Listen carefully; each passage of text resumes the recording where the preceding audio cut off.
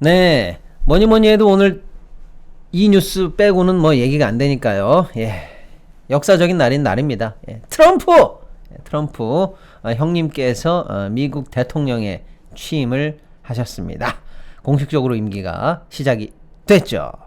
혹시 피디님 뭐 사진이나 영상 준비된 거 있나요? 영상 있으면 하고 없으면 말고 사진 그냥 올려주세요. 예, 취임식을 가졌습니다.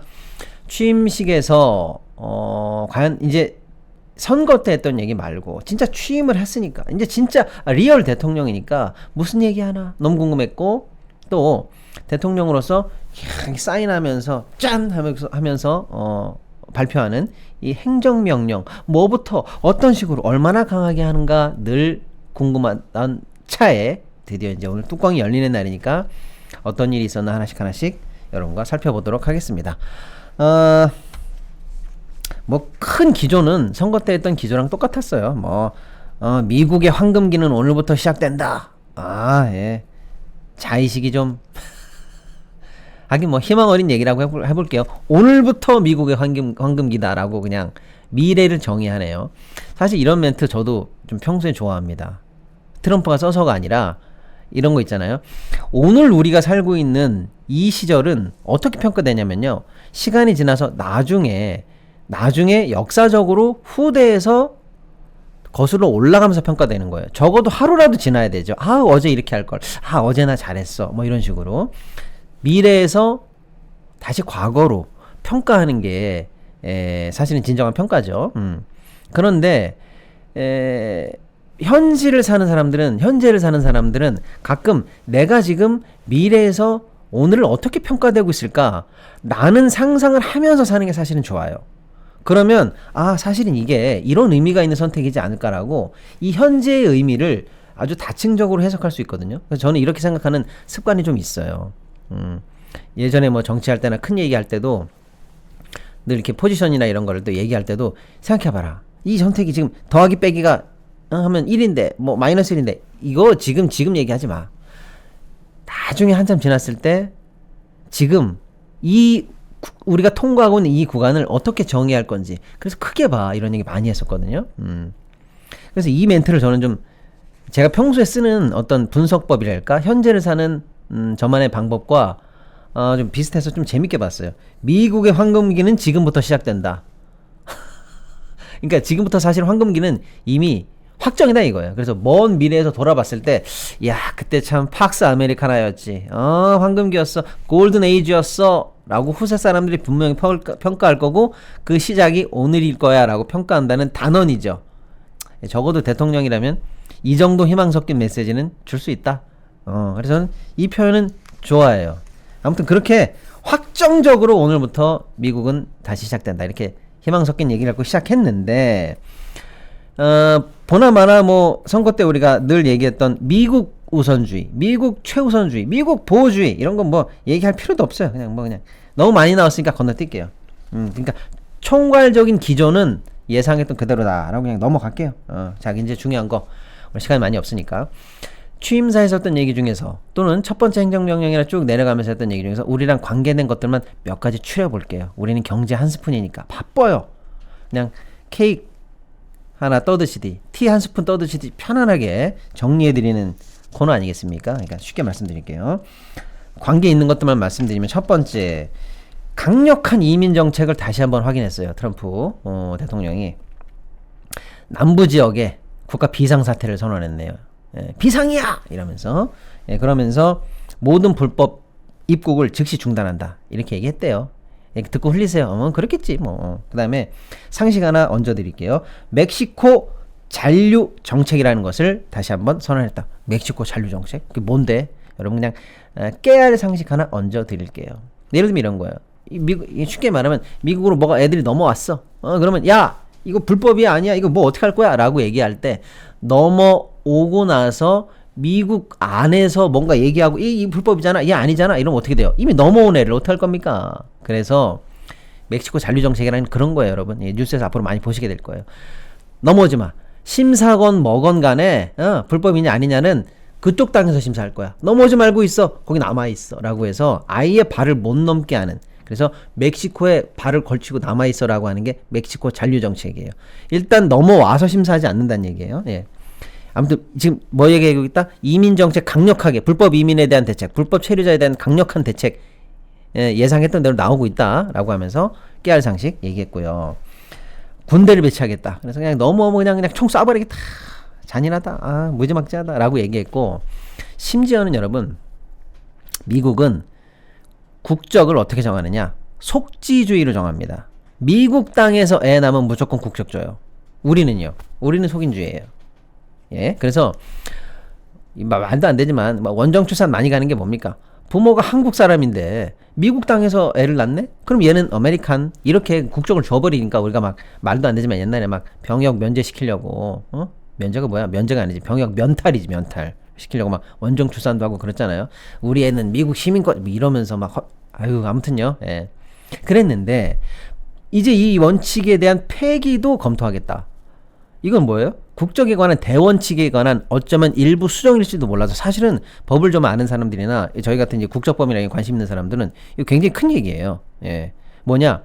불법 이민을 해서 또는 불법 체류를 넘어왔다고 해도 여기서 어떻게든지 애만 나면은 걔는 미국 사람이었는데 이제 부모가 불법 이민자거나 불법 체류자면은 얘 국적 안 주겠다는 거예요. 그동안 미국이 갖고 왔던 대원칙, 국적에 관한 속지주의의 일부 수정도 검토하겠다는 아주 강력한 얘기가 나왔다. 이거는 제가 좀 깜짝 놀랐어요. 예, 국적법을 아는 사람 입장에서 좀 깜짝 놀라는 얘기입니다. 더군다나 이게 중요합니다, 여러분. 설사 여차저차 해서 그 애가 아직까지 수정이 안 돼서 속지주의에 따라서 미국 국적을 획득했다 쳐도 부모가 불법 체류자면은 같이 추방시켰다는 거예요. 옛날엔 이게 안 됐습니다. 그리고 지금도 국제법적으로 잘 안 돼요. 그리고 이거를 동시에 처리하잖아요. 그러면 국제적인 인권 여러 가지 이제 국제 기구로부터 사실은 문제가 됩니다. 우리도 그게 사실 민감한 부분이 있어요. 예, 오늘 그 얘기 많이 안 할게요. 아무튼 자꾸 3,000% 빠지려고 그러네. 예. 뭐냐? 여기서 애를 낳았어요. 그러면 보세요. 애는 생각해 보십시오. 애는 속지주의에 따라서 미국 땅을 넘어와서 낳네. 오케이, 너는 아메리칸. 근데 부모는 뭐야? 불법 체류자. 그럼 너 추방. 그럼 얘 누가 키워요? 애는 누가 키우냐고요. 그래서 사실은 이게 아동 인권과도 밀접한 관계가 있기 때문에 애가 국적을 회복하면 부모가 자동으로 같이 있게 되는 정도의 약간의 여유는 그동안 더 왔었는데 이것도 없애버리겠다. 이것도 없애버리겠다는 거야, 트럼프. 뭔 말만 하면은 좀 세긴 세. 찬성한다는 게 아닙니다, 여러분. 예. 그러면 이제 선택권을 주겠죠. 애를 데리고 같이 나가든지, 애 놓고 나가든지. 이 정도까지 해서 아동 인권 같은 건 난 모르겠고 무조건 너는 안 돼. 이 정도로 강력한 메시지가 일단 나왔다. 이렇게만 일단 상식적으로 이해해 주시면 되겠습니다. 세게 얘기하더니 그 부분은 확실히 세게 진짜 밀어붙이려나 보다. 여기까지. 자, 그러면 이게 우리 경제에는 어떤 영향이 미칠까? 이게 중요합니다, 여러분. 사실 이런 말을 좀 대놓고 하기는 어렵습니다만은 어느 사회나 그렇잖아요. 하층 위를 구성하고 있는 사람들이 저임금에 단순 반복에 좀 고된 일자리를 담당하고 있지 않습니까? 미국도 마찬가지입니다. 불법 체류자나 불법 이민자들이 어쩔 수 없잖아요. 배운 게 없고 신분이 불안하니까 그런 일들을 많이 해옵니다. 특히 저임금으로.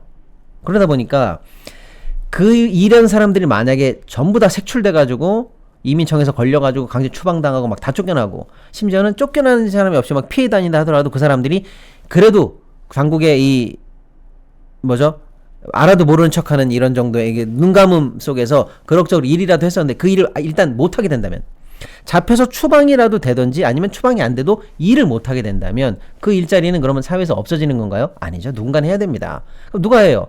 어쩔 수 없이 합법적인 신분을 가진 사람들이 하겠죠. 그럼 그 사람들은요 그런 저임금으로는 일을 못해요.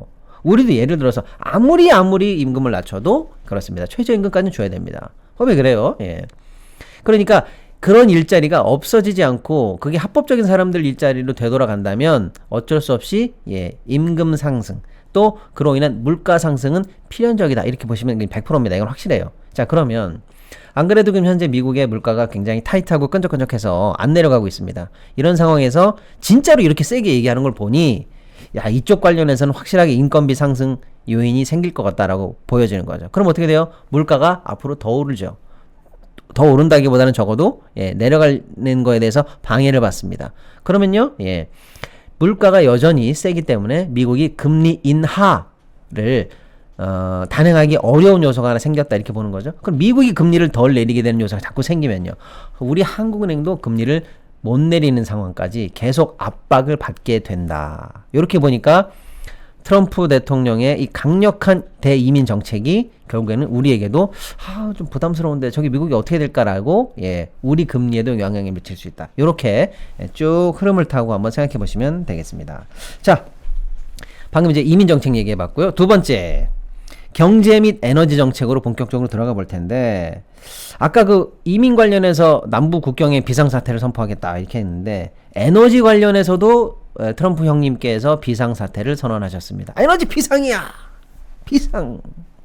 어떻게 할 건데? 라고 했더니, 여기 아주 재밌습니다, 여러분. 딴 방송에서 시간이 없어서 말 못했는데 재밌어요. 나는 이렇게 할 거야. 석유 있잖아, 석유. 무지하게 캔다. 나 이산화탄소 막 그런 거 모른다. 이산화탄소인지 뭐 탄소인지 뭐 탄소 가스인지 뭐 나 모른다 그냥. 무조건 우리는 캔다. 석유 캔다. 그리고 또 뭐 캔다? 가스도 캔다. 막 캐 우리는. 왜냐? 이게 이유가 있는 거예요. 이게 트럼프 정책의 핵심인데, 석유와 가스 등등을 막 캐. 어떻게 돼요 그러면? 공급이 많아지죠. 그럼 어떻게 됩니까? 석유나 가스 관련해서 일으키는 물가가 한편으로 내려갈 수 있습니다. 니들이 아까 뭐 이민 가지고 또 뭐 가지고 그렇게 물가 걱정했지? 나 물가 잡을 거야. 어떻게? 나 석유로 물가 잡아, 이 사람들아. 석유값 내리면 되지? 요겁니다. 그래서 이게 물가와도 연동이 되어 있는 정책이기도 하고, 어쨌거나 트럼프는 전 그냥 이렇게 얘기할게요. 그냥 반환경적이잖아요, 솔직히 얘기해서. 그러니까 나 반환경적이, 나 환경 몰라 라고 얘기하니까, 그런 자신의 정책, 그다음에 올드한 산업들, 예전에 했던 산업들에 대한 메시지 등등등 해서, 어쨌거나 또 더군다나 물가까지도 관계가 되기 때문에 석유와 석탄에 관해서 강력하게 시추를 확대하겠다. 그리고 전략 비축유도 어마어마하게 나 재충전하겠다. 뭐 아무튼 이런 얘기를 했습니다.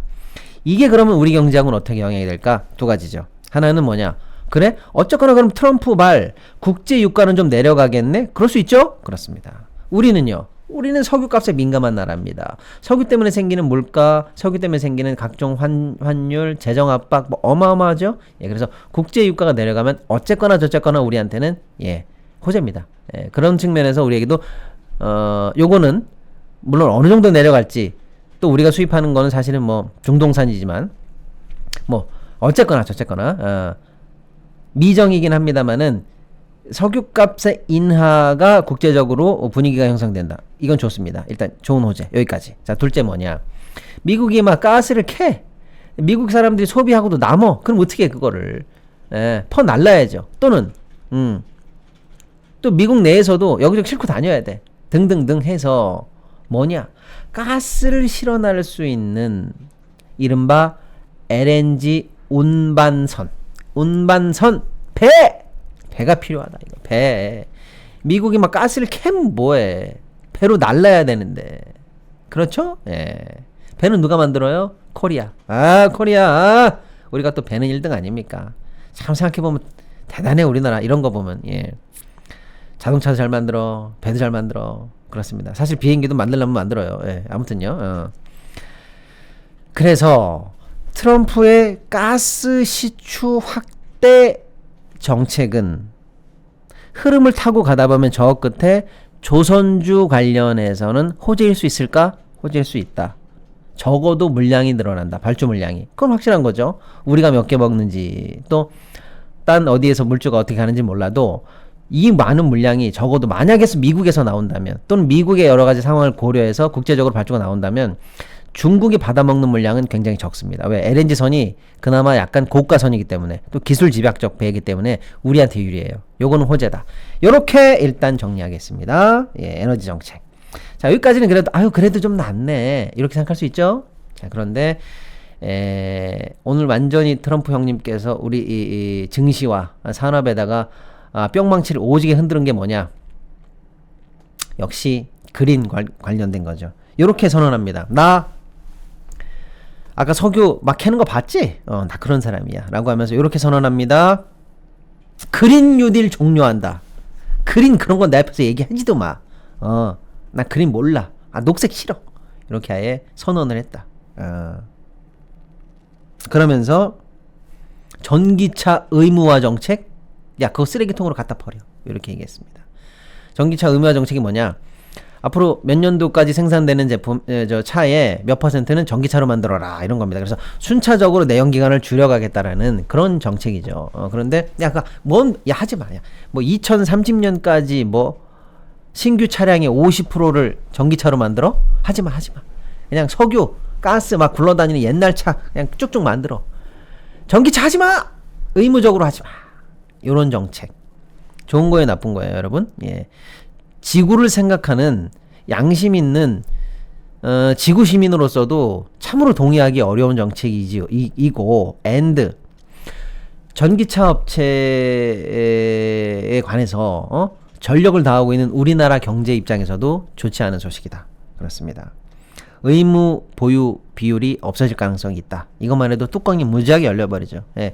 전기차는 2차 배터리 산업과는 다르지만 그냥 합본이라고 봐도 무방해요. 물론 2차 배터리는 배터리고 배터리의 납품처가 전기차인 거지만 전기차가 안 팔리면 배터리가 안 팔리는 구조이기 때문에 그냥 합쳐서 생각해도 되는데 결론적으로 보면 전기차의 강제적인 매출 신장에 관한 제한사항이 없어지기 때문에 시장에 맡기게 된다는 얘기예요. 그러면 상당히 추동력을 얻기 힘든 상황이니까 전기차 엔드 뭡니까? 거기에 들어가는 배터리 업계에서는 굉장히 이 뿅망치를 오지게 맞았다 이렇게 보시면 되는데 한 발 더 나아갔어요. 취임사 때는 얘기가 없었는데 워싱턴으로 옮겨서 이런 멘트가 이제 세게 나옵니다. 이게 오늘 우리 증시에 약간 좀 직격탄을 주고 있는데 아예 보조금 없애버려 라고 해서 보조금 폐지 검토를 지시했다는 소식입니다. 보조금은 뭐냐면요. 물가법 있잖아요. IRA. 거기 뭐라고 되어 있습니까, 여러분? 미국에서 그나마 중국을 배제하기 위해서 미국에서 생산되거나 중국산 광물이나 아무튼 그런 걸 쓰지 않은 배터리에 대해서는 보조금을 줘라 이렇게 되어 있잖아요. 그래서 우리나라 주요한 업체들 3사 중에 특히 2개는 이 보조금을 이미 받고 있어요. 그런데 전기차한테만 보조금을 주는 거 이거 내연기관에 비유하면은 이거 차별 아니야? 나 이런 차별적 보조금 정책이라고 생각해. 이거 폐지한다. 이런 얘기가 나옵니다. 지금 2차 전지업체 특히 이제 1등 같은 경우에도 이미 이미 이 IRA 관련한 보조금을 이미 받고 있습니다. 그런데 이 보조금을 제가 지금 갑자기 수치를 까먹었는데 아마 2천억 정도 받는다고 쳐요, 여러분. 이거를 받은 거를 이미 재무제표에 녹였는데도 적자예요, 지금. 그런데 예를 들어서 점차적이든 일시적이든 보조금이 안 나온다고 생각해보세요. 적자폭이 더 늘어나지요. 그렇습니다. 그래서 굉장히 안 좋은 소식. 더군다나 눈앞에 이거는 바로 와닿는 소식으로 악재가 나왔다. 참 정말 전기차 배터리 제가 중요하다고 여러 번 말씀드리지 않습니까? 이 구군이 걸려있는 산업입니다. 이건 반드시 우리가 중국을 따라오는 중국을 제끼고 세계 재패를 해야 되는 정말 중요한 업종인데 어쨌거나 안 좋은 소식이 나와서 좀 걱정이긴 합니다. 여기까지만 일단 말씀드리고 하겠습니다. 아까 참 재밌는 얘기 있었는데 이게 너무 길어져서 넘어갈게요. 석유 가스 관련해가지고 이따가 하든지 한번 해볼게요. 자, 넘어갈게요. 그 다음에 우주에 관한 얘기를 좀 했어요. 저는 이거 되게 웃기게 봅니다. 난데없이 이런 얘기를 했어요. 우주 탐사 파이팅! 사람을 화성으로 보내가지고 성조기를 꽂아버리겠다! 이런 얘기를 합니다. 누구 들으라고 한 얘기예요? 머스크 들으라고 한 얘기예요. 그래서 요거 우주 산업 관련해서는 어느 정도 호재입니다. 어느 정도 호재인데 우리가 이 호재의 열매를 따먹을 수 있을까가 조금 아쉽긴 해요. 애전역의 R&D 더 강화하고 애전역에 우리가 좀 더 많이 투자해서 여기서도 경쟁력을 좀 많이 확보했으면 좋았을 텐데 얘기하면 뭐합니까? 작년에 기억나시죠, 여러분? 달 탐사 프로그램에 80억 없어가지고 우리가 안 간다고 막 킬했던 거 아시죠? 조금 아쉽다. 판이 벌어지는 거는 이렇게 항상 준비된 자에게 기회가 오는 건데 조금 아쉽다. 이런 말씀 좀 드려보겠습니다. 비트코인 얘기는 어제 좀 했으니까 넘어가고요. 관세 문제입니다. 사실은 지금 관세가 보편 관세를 뭐 무조건 올리겠다, 뭐 중국은 60% 때리겠다, 뭐 해가지고 난리가 났었는데, 또 미국과의 동맹이건 뭐건만 상관 안 해. 우리는 막 올릴 거야. 이런 얘기를 해서 관세에 관한 멘트가 얼마나 세게 나오는가가 초미의 관심이었는데, 특히 우리가 이제 민감하니까요. 일단 취임 연설이나 이런 데에서 언급은 되지 않았어요. 그래서, 어휴, 하고 한숨을 내쉬었는데, 그것도 잠시뿐이죠. 예, 결론적으로 지금 멘트가 계속 나오고 있는데, 무역 적자에 이게 이제 관세 기사로 많이 보도가 되지 않아요. 전 이거를 좀 봐야 된다고 봅니다. 무역 적자의 원인에 대해서 검토하라는 지시를 했습니다. 트럼프가. 이거 뭐예요? 왜 트럼프가 관세 정책을 세게 얘기하냐면, 가만 있어 보자. 이거 니들이 이거 미국한테 너무 돈 많이 벌어가는 거 아니야? 안 되겠어.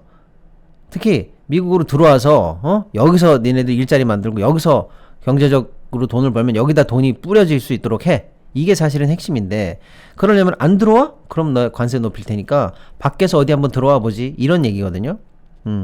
그리고 그 관세로 인한 보복은 미국으로부터 돈을 많이 벌어가는 순으로 한다는 거예요. 근데 우리는요, 미국으로부터 8위 정도의 미국 입장에서 적자국입니다. 미국한테 돈을 제일 많이 벌어 나가는 나라의 8등이라는 거예요. 근데 이거를 미국이 트럼프가 정확히 얘기했다는 거예요. 무역 적자가 어디서부터 나오는지 그 원인을 확실하게 검토해라. 뭐예요? 예, 우리를 사실은 우리도 여기에 타겟팅하는 범위 내에 올라간다는 거예요. 그래서 취임식에는 관세 얘기가 세게 안 나와가지고 다행이다라고 해서 주가가 초반에 좀 올랐는데, 예, 그거는 내가 볼 때 저 선거 때 세게 했기 때문에 꺾을 얘기가 아니에요. 그러니까 바로 취임식에 안 나왔지만 요렇게 후발 조치 중에서 더 강력하고 촘촘한 조치를 검토했다라고 해서 여기서만 나오지 않았지만, 예, 어쨌거나 조만간 나온다, 이렇게 좀 봐야 되겠습니다. 일단은 시간이 없으니까 요 정도까지, 우리 경제랑 관련된 트럼프 얘기까지는 요 정도만 보시면, 그래서 어디 가서 좀 얘기할 때 좀 낄 수 있지 않을까, 이렇게만 제가 살짝 정리해드리고, 재밌는 얘기, 어차피 임기 시작됐으니까 한마디만 해드리면, 여러분 잠깐만요. 휴대폰, 인터넷, 정수기 가만히 두면 최대 128만원 손해입니다. 휴대폰 전환지원금 최대 50만원, 인터넷 TV 최대 48만원, 가전 렌탈 최대 30만원까지 현금을 설치 당일에 약정 끝날 때마다 꼬박꼬박 받을 수 있습니다. 법에서 정해준 지원금이니까 당연히 받아야죠. 전국 가입자 수 1위 아정당, 가장 많은 가입 수당으로 현금을 최대로 줄 수 있습니다. 만약 다른 곳보다 혜택이 적다면 차액의 120%를 보상해주는 제도까지 있습니다. 24시간 365일 밤낮 없이 전화, 카톡, 무료 상담, 초고속 설치까지도 가능합니다. 아이폰, 갤럭시도 최대 지원금에 주문 당일 발송됩니다. 이사, 청소도 유명한 홈 서비스 전문 기업 아정당. 휴대폰, 인터넷, 가전, 렌탈, 이사, 청소까지 정당하게 받자. 아정당. 재밌는 얘기, 어차피 임기 시작됐으니까 한마디만 해드리면, 재밌는 게 있어요. 그 대통령이 처음 취임해서 첫 번째로 사인한 행정명령, 이거는 미국에서는 역사적으로 되게 중요한 의미가 있습니다. 예, 뭐 왜냐면 역사가 짧잖아요, 미국이. 예, 그러니까 미국은 짧은 역사를 갖고 있는 나라이기 때문에 그나마 있는 그 역사를 촘촘히 배워요. 우리는 예를 들어서 5,000년부터 배우잖아요. 얘네들은 뭐 배워야 300년이잖아요. 그러니까 얼마 안 돼. 그러니까 거기 있는 유물, 우리로 보면 아무것도 아닌데 그것도 다 유물화하고 남기는 거를 되게 중요하게 생각합니다. 미국 문화예요. 그러니까 첫 번째로 어떤 대통령이든 어떤 행정명령이 사인했는가가 중요하고, 그 문서가 다 바로 박물관으로 갑니다. 쫙 사인한 거 있잖아요. 트럼프 사인 막 이렇게 하잖아요, 이거. 예. 그리고 요 펜 있죠, 요 펜. 이 사인한 이 펜, 이게 또 어디로 가느냐가 되게 중요해. 너무 재밌습니다. 자, 그래서 궁금했는데, 이번에 트럼프 형님은 첫 번째 행정명령을 뭘로 했냐? 너무 웃겨. 예. 바이든의 행정명령을 취소하는 행정명령. 대단하다, 진짜. 예, 어떤 의미로든, 대단하다. 그냥 자기의 정책의 아이덴티티와 자기가 말하는 그레이트 아메리카를 말하는 그 상징적인 게 뭐가 될까가 궁금했는데, 그게 아니고 바이든 시대를 지우는 것. 예. 바이든의 행정명령을 취소하는 행정명령이 첫 번째 행정명령이었다. 예, 너무 웃기죠? 그리고 그 펜을 예를 들어서 뭐 미국이니까 얘기하는 겁니다. 편하게. 뭐 흑인 소년에게 준다든지 그런 게 있어요. 그래서 옆에서 보통 대통령들은 그 행정명령 사인할 때 기다리고 있어요. 어린애들이. 그래서 걔한테 이렇게 딱 줍니다. 그럼 걔가 그걸 받는 이런 퍼포먼스, 이게 다 정치적인 의미가 있는 거죠. 뭐 이번에는 뭐 소수자 누구에게 준다, 이번에는 뭐 흑인 누구에게 준다, 이번에는 뭐 예를 들어서 뭐 참전 무슨 용사에게 준다, 이게 다 의미가 있거든요. 이거 누구한테 주나 했는데 어떻게 했는지 아세요, 여러분? 예, 그 트럼프 취임식에 2차 그 스크린으로 봤던 그 2차 연설했던 그쪽 있죠. 거기다가 단상을 마련해 놓고 이게 행정명령을 하고 이 펜을 관중석한테 던졌어요. 예, 어떤 의미로는 이것도 퍼포먼스니까 트럼프답다. 아, 이런 생각도 좀 하긴 합니다. 예, 그런 일이 있었다. 아, 이게 이제 재미로 하나 미국 역사를 알아보시면 재밌는 얘기가 되겠습니다. 트럼프 행정명령의 취소, 그러니까 바이든 행정명령의 취소를 명하는 행정명령을 트럼프가 했다고 했잖아요. 그래서 아까 제가 석유 관련해서 얘기하려고 했던 거 그냥 살짝만 말씀드려볼게요. 바이든 아저씨도 트럼프가 들어오기 전에 대못을 박은 게 하나 있어요. 이게 너무 재밌어요, 여러분. 뭘 했냐면, 우리로 치면 이게 쉽게 설명드리는 거예요, 여러분. 여기서부터 여기까지는 국립공원이야, 이렇게 지정을 하면은, 또 그린벨트로 딱 지정하면 이거 벗기기가 되게 어려워요. 예. 법으로 지정하는 거기 때문에.